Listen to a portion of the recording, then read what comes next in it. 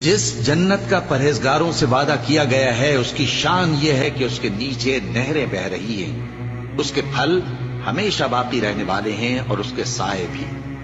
ये उन लोगों का अंजाम है जो मुत्तकी हैं, और काफिरों का अंजाम दोज़ख है। और जिन लोगों को हमने किताब दी है वो इस किताब से जो तुम पर नाजिल हुई है खुश होती हैं, और बास फिरके इसकी बास बातें नहीं भी मानते। कह दो कि मुझको यही हुक्म हुआ है कि अल्लाह ही की इबादत करूं और उसके साथ किसी को शरीक न बनाऊं। मैं उसी की तरफ बुलाता हूं और उसी की तरफ मुझे लौटना है।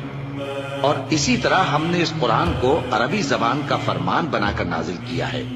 और अगर तुम इल्म आ जाने के बाद इन लोगों की ख्वाहिशों के पीछे चलोगे तो अल्लाह के सामने कोई न तुम्हारा मददगार होगा और न कोई बचाने वाला। और ए नबी, हमने तुमसे पहले भी पैगंबर भेजे थे और उनको बीवियां और औलाद भी दी थी, और किसी पैगंबर के इख्तियार की बात न थी कि अल्लाह के हुक्म के बगैर कोई निशानी ले आता। हर हुक्म क़ज़ा किताब में लिखा हुआ है। अल्लाह जिस चीज को चाहता है मिटा देता है और जिसको चाहता है बाकी